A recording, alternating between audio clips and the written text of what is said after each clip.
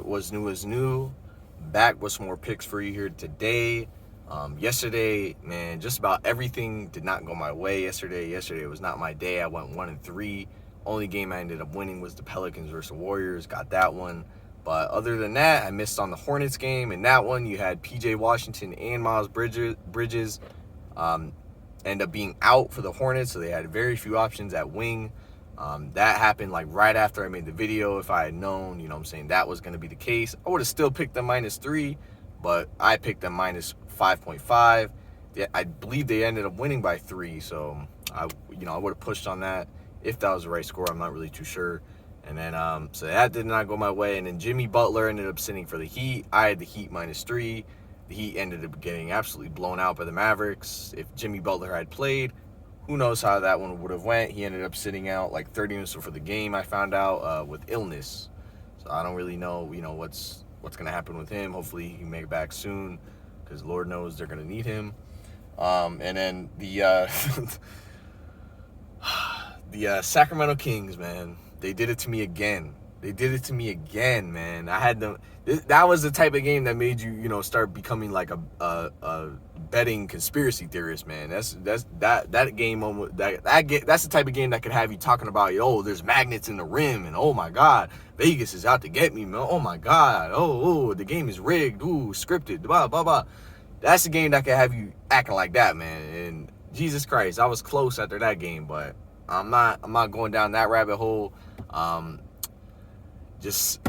I just look at it as, hey man, sometimes things just don't go your way. When I went on that huge winning streak, I had the Pelicans win by 4, and I had them -3.5. So you know what I'm saying? Sometimes those will go your way, sometimes they won't. In this case, this was just baffling, man. I was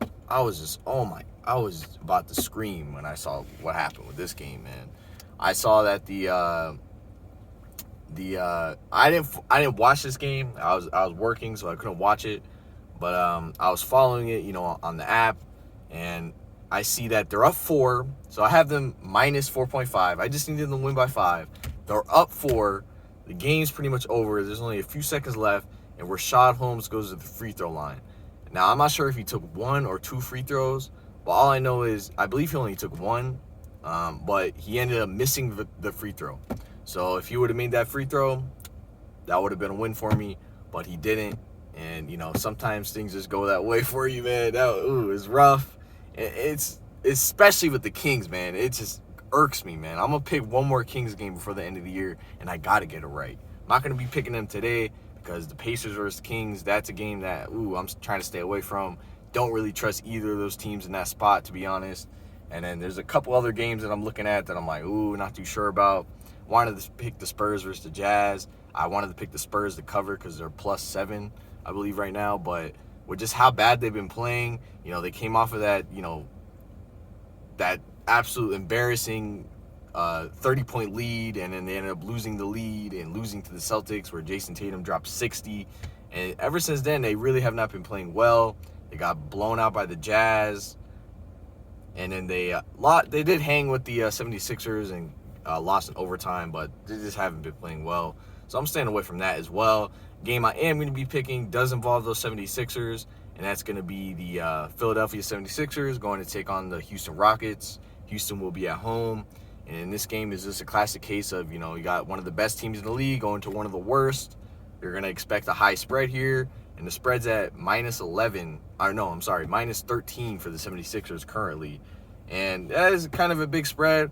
But in my opinion, the spread should be bigger here. I think this should be more like -15, -16, -17 even, around there. Because when you look at how bad the Rockets have been playing, you look at how good the 76ers have been playing, I mean, this should be a blowout. The Houston Rockets have a bevy of injuries. Obviously, they're going to be out John Wall, Eric Gordon. Tate is even out. They have too many guys for me to even name that are out or questionable right now. So basically, if you're picking the Rockets here, all you really got is Kevin Porter for you. You're just hoping that he has another, 50-point-esque performance where he just goes off and keeps them in the game.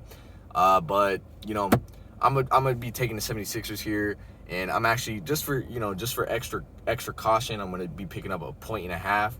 So I'm gonna make it -11.5 for the 76ers. 76ers have obviously already made the playoffs, but we've talked about before how crucial that first seed is for them so they can get home court advantage for the majority of the playoffs. So with that being said, hoping that they don't come here unfocused. I'm hoping that they come here to take care of business. They aren't on a back-to-back. Neither teams are on a back-to-back, so none of that to worry about here. 76ers are going to be with Joel Embiid. Hopefully they both play, Joel Embiid and Ben Simmons. The only one they're going to be without is Korkmaz, I believe, as of right now.